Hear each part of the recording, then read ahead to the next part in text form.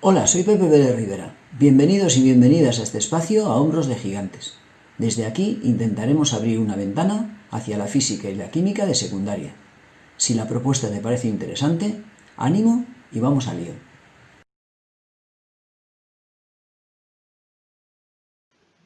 Vamos a estudiar para el curso de primero de bachillerato el tema fuerzas y en particular el apartado Ley de Coulomb. La Ley de Coulomb data de 1785. Se enuncia 4 años antes de la Revolución Francesa y coincide con los últimos años del reinado de Carlos III en España. La ley se debe a Charles-Augustin Coulomb y establece que la fuerza de atracción o repulsión entre las cargas es directamente proporcional al producto de las mismas e inversamente proporcional al cuadrado de la distancia que las separa. En el caso de que los signos de las cargas sean diferentes, la fuerza será atractiva. Si las cargas tienen igual signo, la fuerza será repulsiva. Para establecer la ley, Coulomb se sirvió de una balanza de torsión. Consta de una fibra de la que cuelga una esfera perfectamente equilibrada en contacto con otra de igual tamaño. Una tercera esfera cargada se pondrá en contacto con estas proporcionándoles cargas de igual valor y signo.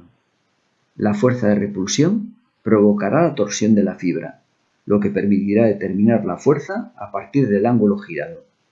Midiendo la distancia de separación y conociendo las cargas de las esferas, pudo encontrar la relación entre todos los elementos involucrados en la experiencia: fuerza ejercida, cargas de las esferas y distancia que las separa. Con todo ello, determinó la constante de proporcionalidad, K sub 0, el valor correspondiente al vacío, 9 por 10 elevado a 9, Newton por metro cuadrado partido coulombio cuadrado.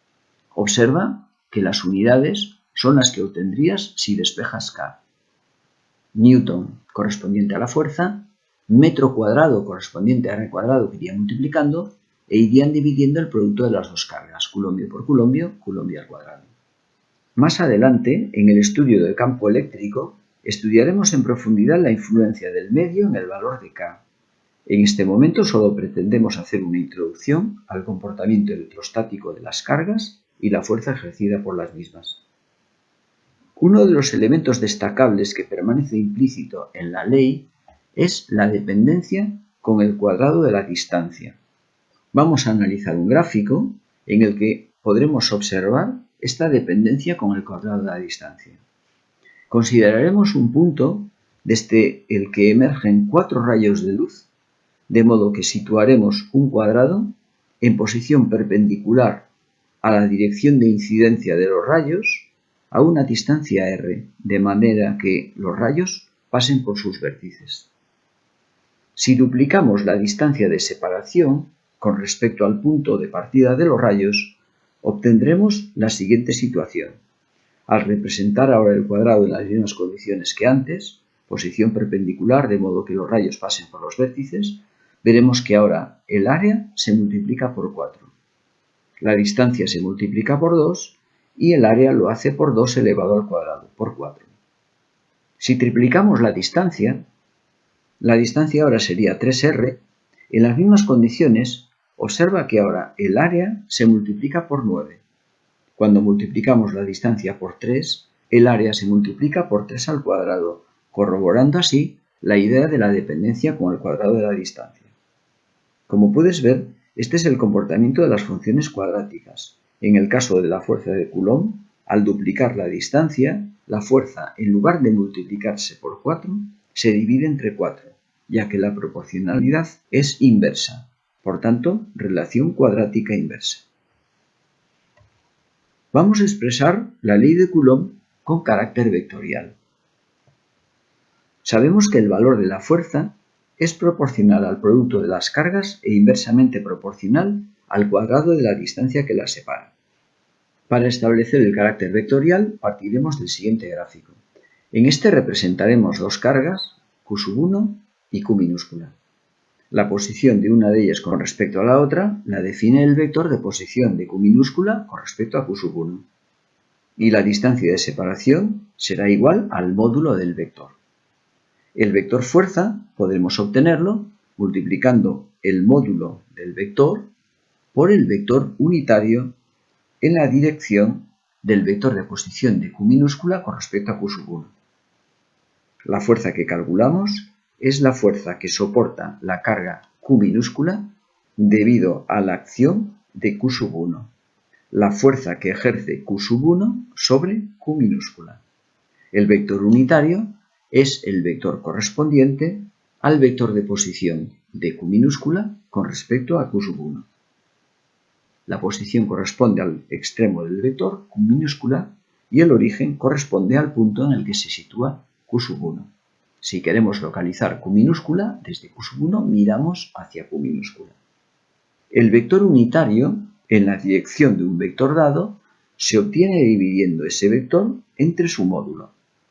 Y para obtener la fuerza, multiplicaremos el módulo por el vector unitario. Observa que en el denominador tenemos módulo elevado al cuadrado multiplicado por módulo, lo cual nos va a dar el módulo del vector elevado al cubo. En nuestra expresión tendremos, por tanto, el valor de K, el producto de las cargas, el módulo del vector elevado al cubo y el vector de posición de Q minúscula con respecto a Q sub 1. Vamos a estudiar ahora la orientación de la fuerza en función de los signos de las cargas. Tengamos en cuenta que en esta expresión hay un término numérico que multiplica al vector que tenemos representado en la figura, el vector de posición de Q minúscula con respecto a Q sub 1. Si este término es positivo, la fuerza resultante del producto tendrá la misma orientación que el vector de posición. Si este término es negativo, la fuerza resultante del producto tendrá sentido contrario al vector de posición.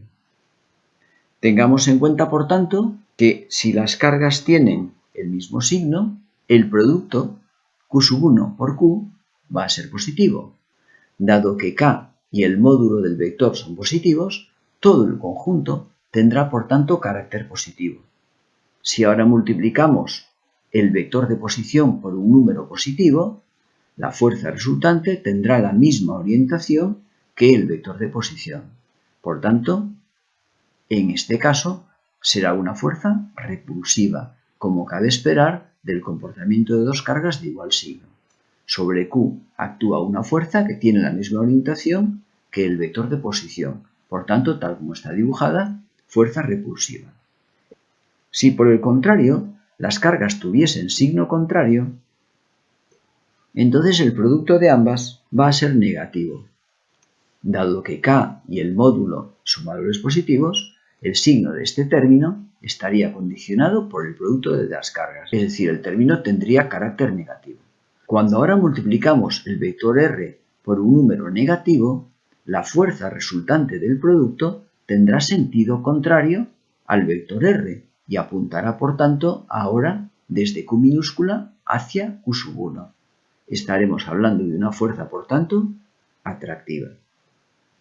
Es importante esta observación, dado que en la expresión vectorial de la fuerza tendremos que introducir las cargas con sus correspondientes signos, tendremos que respetar sus signos para de este modo poder obtener una fuerza que sea coherente con el carácter atractivo o repulsivo dependiendo de los signos de las cargas. Vamos a comparar a continuación las leyes de Coulomb y de Newton de gravitación universal. Tengamos presente que los módulos de estas fuerzas son muy parecidos.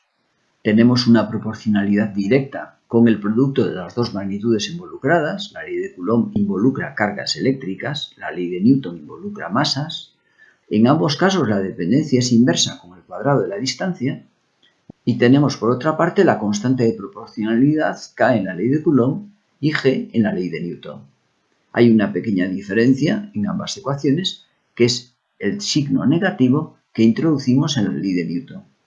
Aunque hablamos del módulo, que tiene carácter positivo, añadimos el signo menos para indicar que la ley de Newton establece siempre una fuerza de carácter atractivo, mientras que la ley de Coulomb puede dar lugar a una fuerza atractiva o repulsiva en función de los signos de las cargas.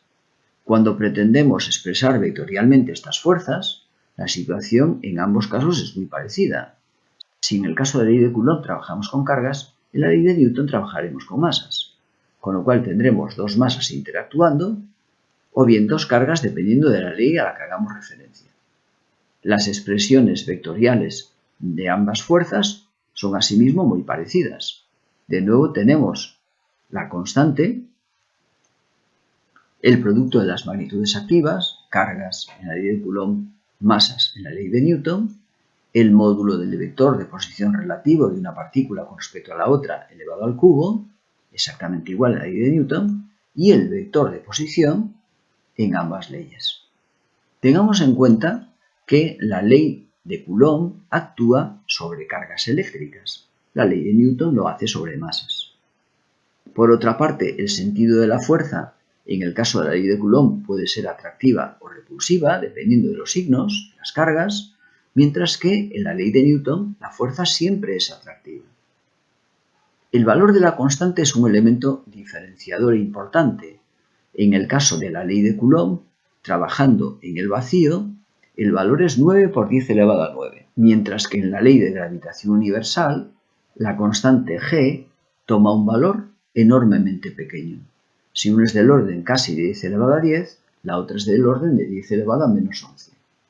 Además, en el caso de la ley de Coulomb, la constante depende del medio. En el caso de la ley de Newton, la constante es universal, es la misma para todos los cuerpos.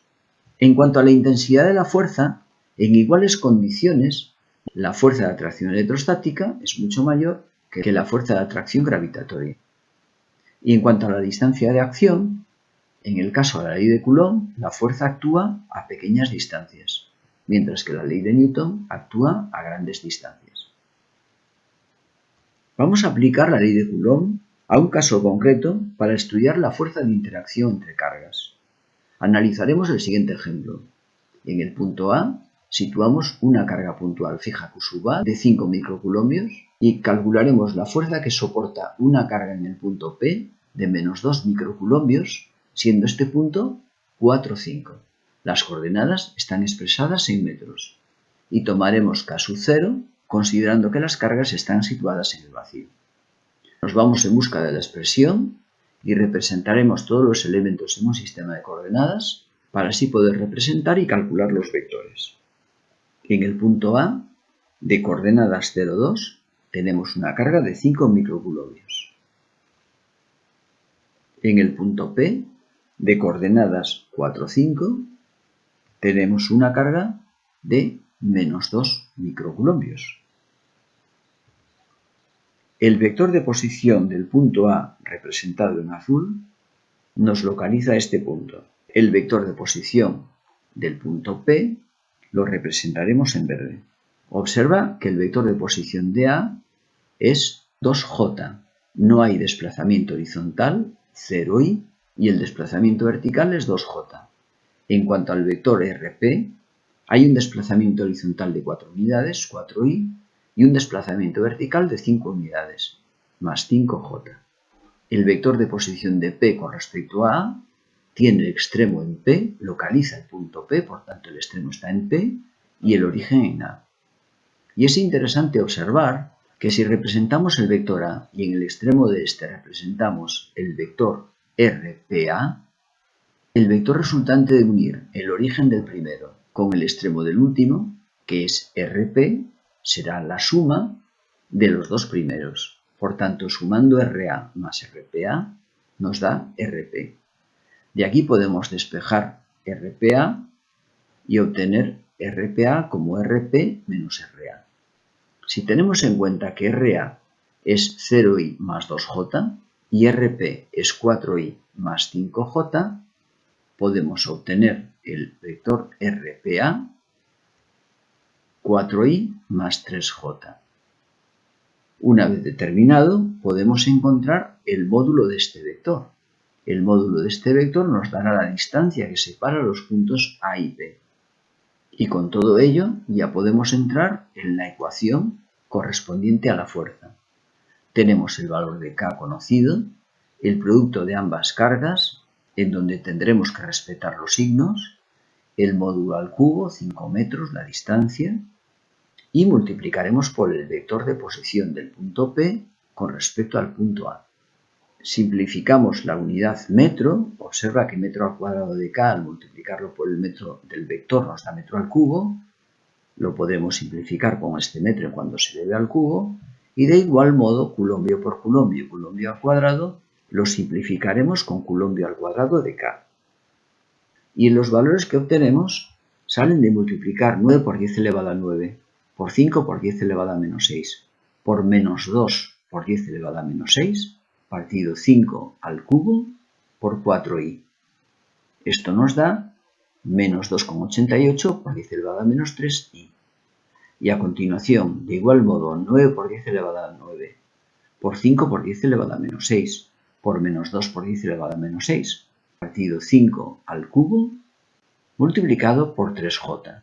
Ello nos da 2,16 por 10 elevado a menos 3j, todo ello en newtons. Observa cómo ambas componentes de la fuerza tienen carácter negativo. Es decir, horizontalmente la fuerza actúa hacia atrás, carácter negativo de la componente x, y verticalmente la fuerza actúa hacia abajo, carácter negativo de la componente y, lo cual nos lleva a una fuerza que apunta en la dirección de lo que sería un ángulo del tercer cuadrante. La fuerza apunta, por tanto, en el sentido desde el punto P hacia el punto A, como cabe esperar de una fuerza atractiva, dado que recuerda que ambas cargas tienen signos contrarios. Por tanto, la fuerza que hemos calculado, desde el punto de vista de la orientación, parece ser coherente con lo que cabía esperar del tratamiento realizado. Y es todo en esta ocasión. Si te pareció interesante la propuesta, nos vemos caminando entre la ciencia como siempre, subidos a hombros de gigantes.